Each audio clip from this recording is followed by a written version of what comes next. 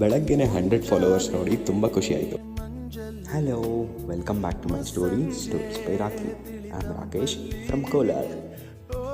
ಬಿಸಿಲು ತುಂಬ ಇರುತ್ತೆ ಅಂತ ಬೆಳಗ್ಗೆನೇ ಸೈಕಲ್ ತೊಗೊಂಡು ಹೊರಟೆ. ಬಟ್ ಅರ್ಧ ರೈಡ್ ಮುಗಿಯೋಷ್ಟರಲ್ಲಿ ಮತ್ತೆ ತುಂಬ ಬಿಸಿಲು ಬಂದಿತ್ತು. ಏನು ಮಾಡಲಿ, ನಾನು ಮನೆಗೆ ಬರೋಷ್ಟರಲ್ಲಿ 8 ಆಗಿತ್ತು. ಬಂದು ಇನ್ಸ್ಟಾಗ್ರಾಮ್ ಓಪನ್ ಮಾಡಿದ್ರೆ ವಿ ಹಿಟ್ 100 ಫಾಲೋವರ್ಸ್.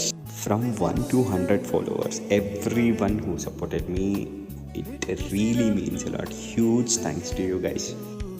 ನಾನು ಇನ್ಸ್ಟಾಗ್ರಾಮಲ್ಲಿ ಒಂದು ಪೋಸ್ಟ್ ನೋಡ್ತಿದ್ದೆ ಆಯಿತಾ. If you start posting content, the people you know will laugh and the people you don't know will celebrate ಅಂತ. ಬಟ್ ಇನ್ ಮೈ ಕೇಸ್ ಅದು ಉಲ್ಟಾ ಆಯಿತು.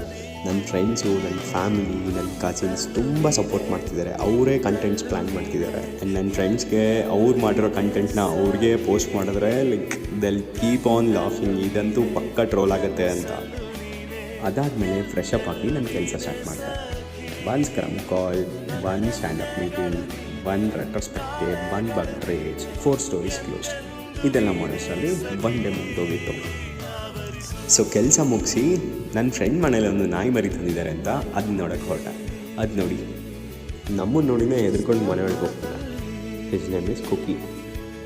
ಆಮೇಲೆ ಮನೆಗೆ ಬಂದು ನೋಡಿದ್ರೆ ನಮ್ಮ ಅಜ್ಜಿ ಕೂಡ ಕ್ಯಾರಮ್ ಬೋರ್ಡ್ ಆಡ್ತಿದ್ರು. ಇವ್ರು ಆಡ್ತಿರೋದು ನೋಡಿ ನನಗೆ ಕನ್ಫ್ಯೂಸ್ ಆಗ್ತಿತ್ತು. ಪಾನ್ನ ಸ್ಟ್ರೈಕರ್ಗೆ ಹೊಡಿತಿದ್ದಾರೋ ಇಲ್ಲ ಸ್ಟ್ರೈಕರ್ನ ಪಾನ್ಗೆ ಹೊಡಿತಿದ್ದಾರೋ ಅಂತ. ಇವತ್ತಿಗಿಷ್ಟೇ. See you in the next vlog. Thanks for watching. Lots of love. Thank you.